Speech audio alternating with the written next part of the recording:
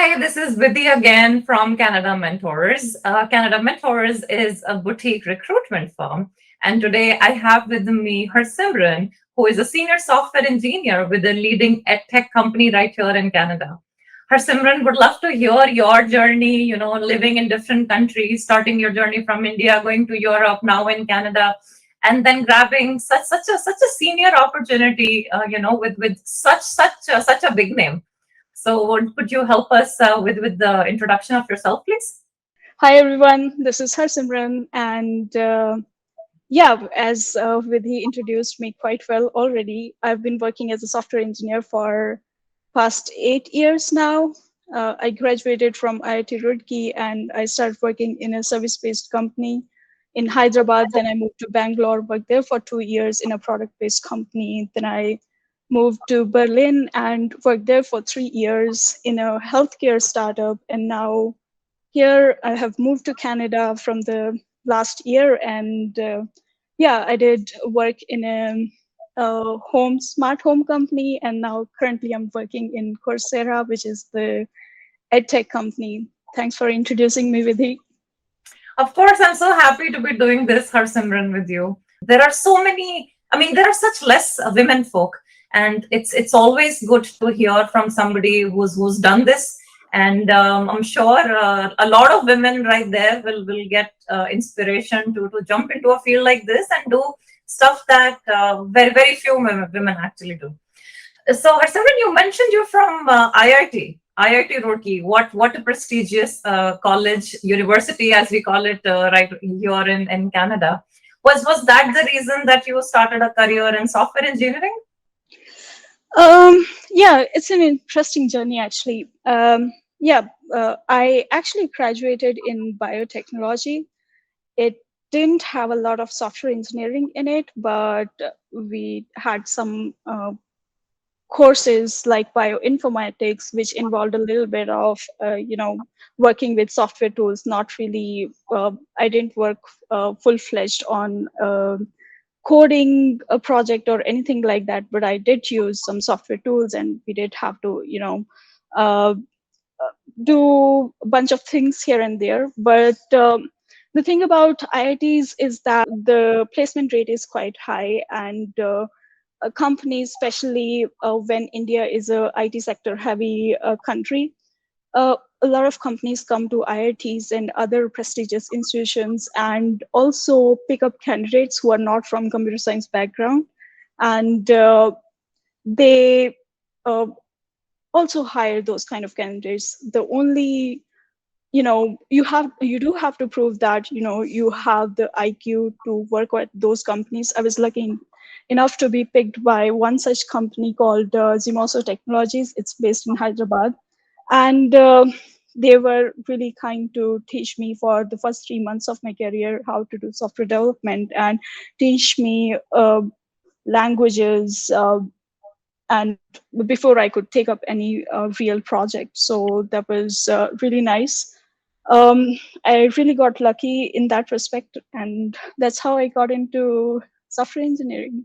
Wow, that is such an awesome journey. And I think my take from that is that anybody who's probably looking to switch careers or is looking to get into software engineering, maybe picking up the right company where you can be mentored and coached is the way to be.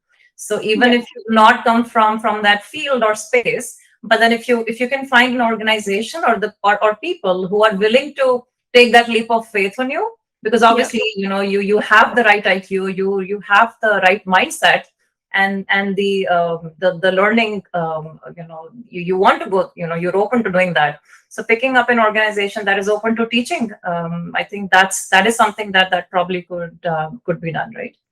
Yeah, I think the most important thing is being able to adapt in terms of, there's a new environment, you're going to learn a lot of new things, and people trust you to learn these new things. That's the main takeaway that I would take from, being hired in those companies. Because yeah, IQ is one thing, but you should have the willingness to learn. That is a must anywhere in any field.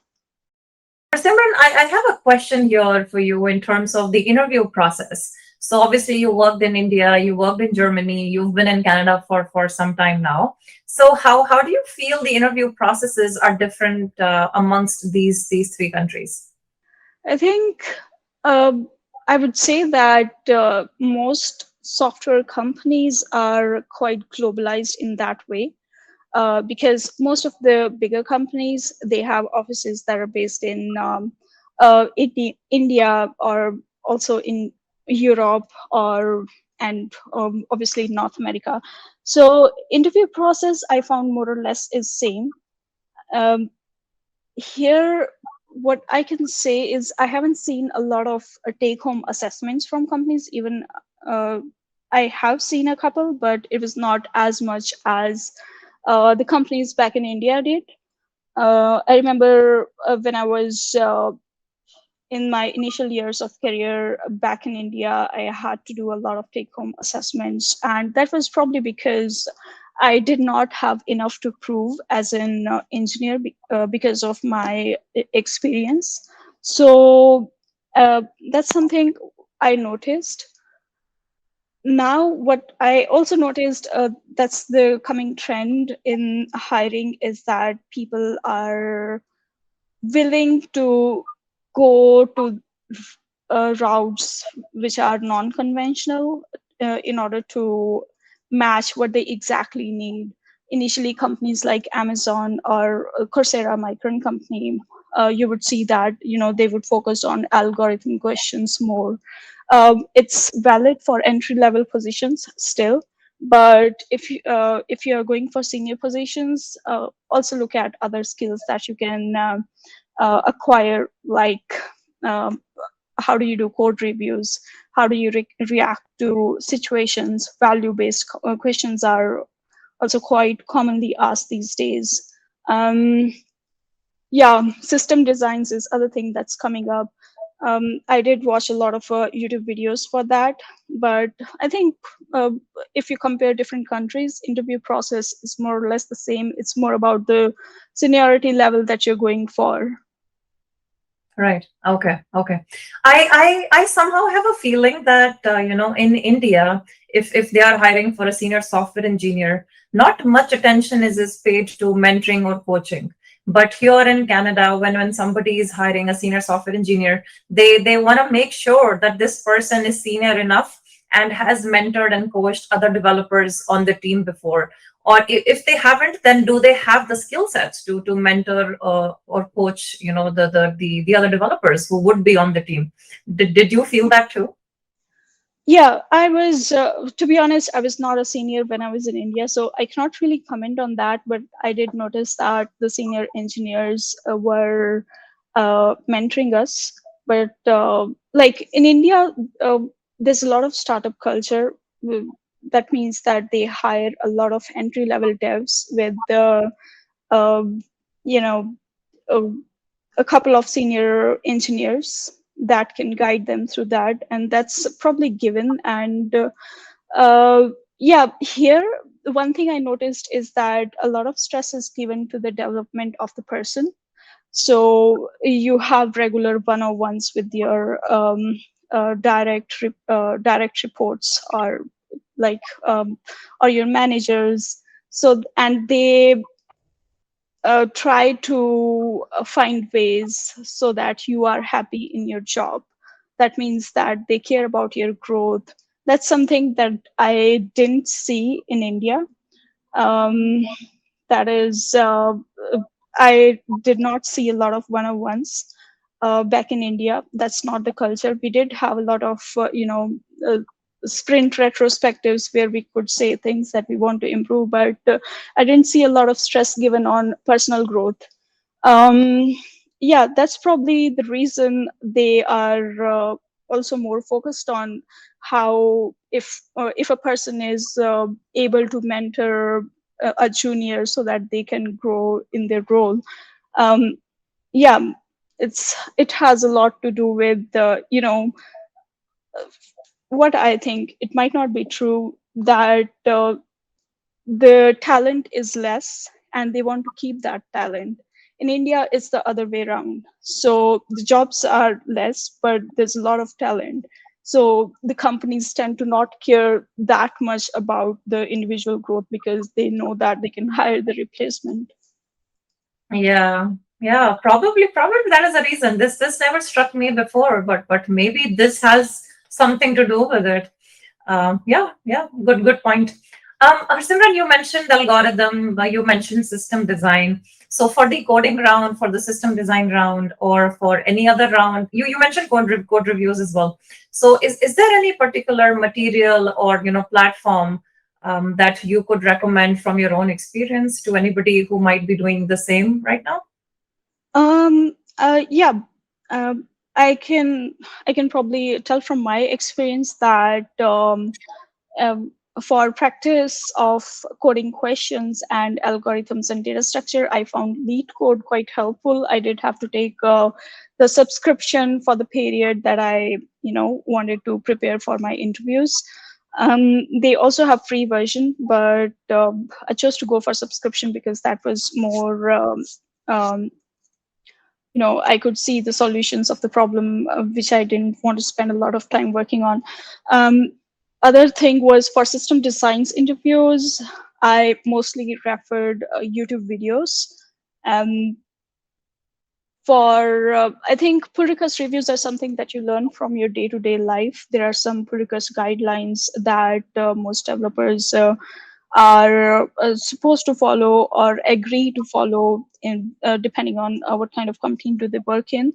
um, yeah, but most important thing I find is that you have to have learning as part of your daily routine. It's not about just interview processes, because interviewers have ways to know, based on your past experiences. There's a full Most of the companies these days have full-fledged interview about your past experiences, and system designs is sometimes involved in that or sometimes not. Yeah, basically focus on your current job is with an attitude of learning how things are done is something that I find is really important, and I've been doing that from a couple of years, and it seems to have helped in some way. Well, it definitely has helped you. You are doing well in your career. You have been able to achieve so much at such an early age. So whatever learnings you've had, it has definitely had an impact, a very positive one. So definitely, I think there is a lot to learn from your journey there. Harsimran, in terms of the technology that you expertise in, or maybe any particular tech stack that you feel is more in demand here in Canada, or maybe if you want to also talk about the tech stack that you work on right now. Yeah, I I used to work on Golang, and that's a very uh, popular language. Um, yeah, it has been growing since the last 10 years, a lot.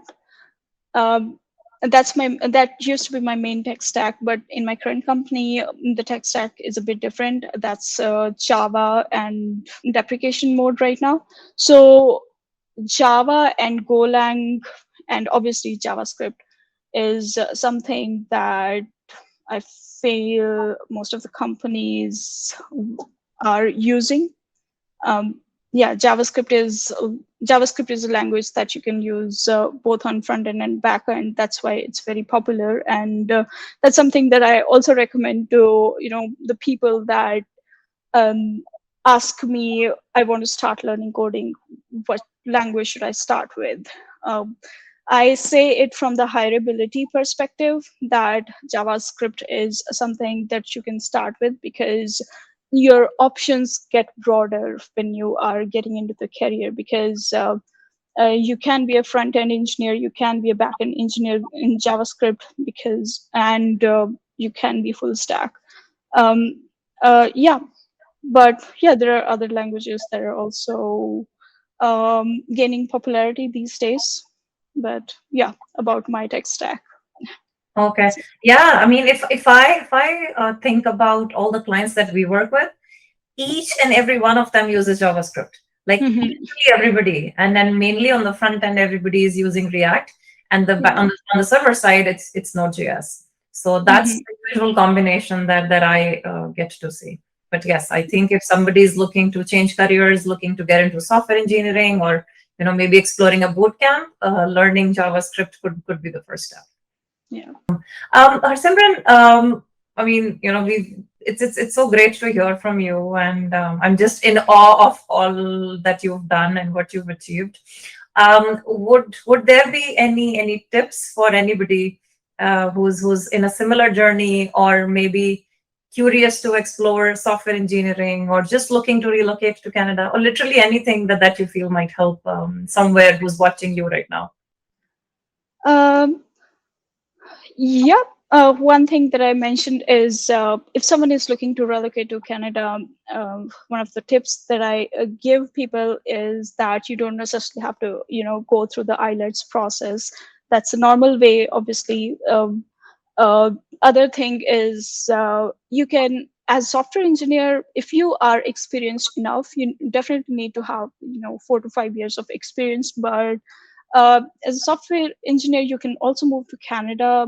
Uh, my tip for them is go for smaller cities in the beginning. Later on, you can move to bigger one if you like, because there is more likeliness that the companies in the smaller cities will sponsor your work visa.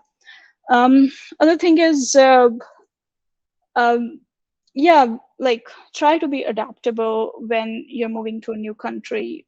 I try to think from other people's perspective.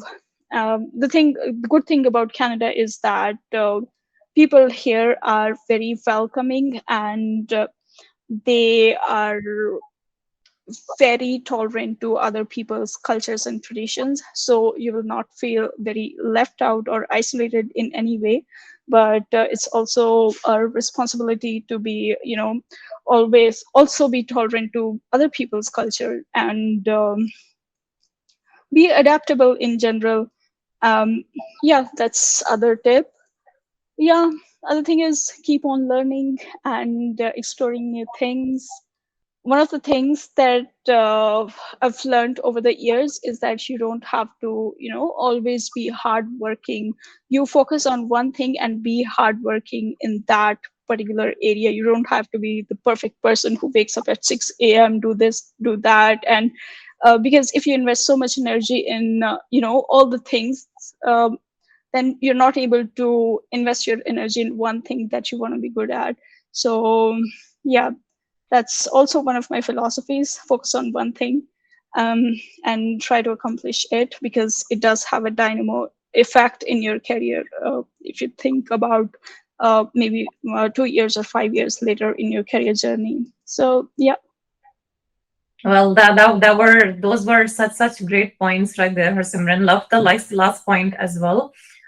Pick a thing, pick a task, pick a skill, excel at that one, put all the effort and hard work on achieving success with that little task or skill or whatever you've chosen to do. And then one skill at a time, one task at a Yeah. time.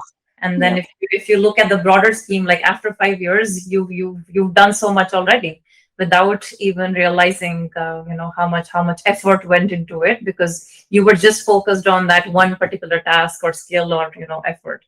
So that's amazing.